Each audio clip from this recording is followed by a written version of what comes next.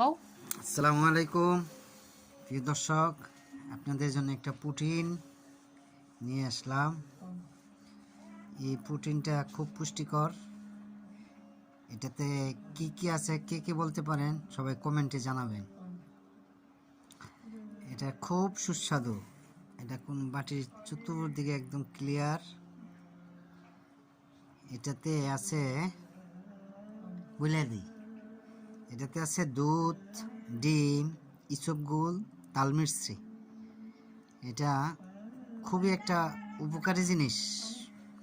সকালের নাস্তাও হবে এবং পুরুষের জন্য খুবই কার্যকরী একটা জিনিস। এটা 15 দিন থেকে 1 মাস খেয়ে ট্রাই করে দেখেন, খুব উপকার পাবেন ইনশাআল্লাহ। সবাইকে ধন্যবাদ। আসসালামু আলাইকুম।